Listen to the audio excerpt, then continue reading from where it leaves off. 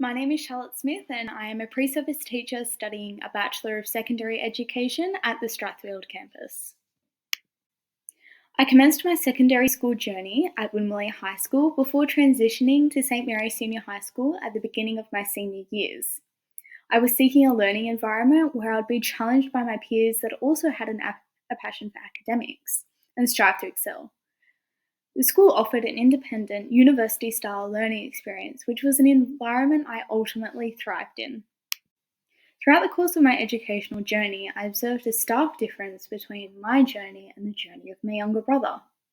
Throughout his educational journey, he had learning difficulties. I observed that the education system, in a variety of ways, catered towards specific students, including myself, whilst failing to cater towards students such as my brother, and they were simply just labelled as lazy.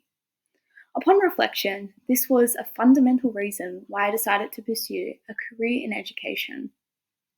I want to be a teacher that nurtures all students, not just the students that fit into our expectations of what a successful student looks like or how those students learn. As this fails to acknowledge that as educators, we are teaching humans who all have individual strengths, challenges, and complexities.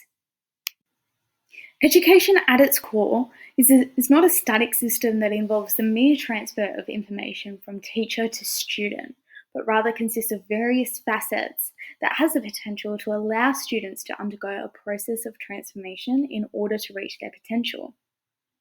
Through engaging with prescribed literature thus far, it is evident that our current education system is not fulfilling these aims. Although these are not easily defined due to their multifaceted and contested nature, this can still be concluded through the types of individuals our education system is producing and for what purpose. The pervasive pedagogy within our current education system is both oppressive to teachers and students alike. Rather than empowering individuals to employ their imagination throughout the learning journey, we are merely partaking in a taught-to-test ideology, composed of memorization and rote learning. The practice undermines the very distinction Biesta makes in his journal article, Philosophy of Education for Public Good, that education is a teleological process that is constituted by an intended purpose. By this definition, our current education system is simply partaking in an aimless process of learning with no definitive purpose. Fundamentally, this is a disservice to our students. These practices essentially enable a student's dependency on the educator, without providing the necessary critical thinking skills to apply this education beyond an educational setting. Biesta proposes that it is vital that the purpose of education is to be centred around the public good of society, rather than just for the private and economic good. It could be argued that these individualistic and collective purposes are neither effectively being fulfilled. The key is not to overcomplicate what education is at its core.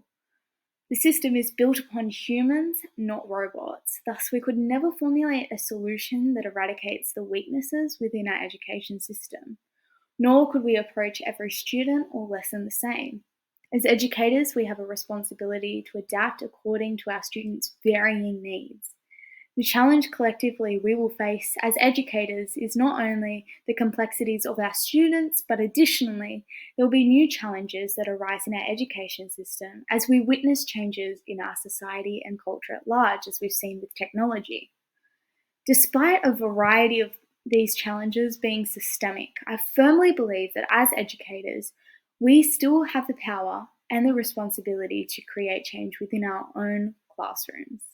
As a pre-service teacher, I will make it my due diligence to continue to educate myself on the various challenges of our education system and engage with the relevant literature in order to craft and refine my future teaching practices.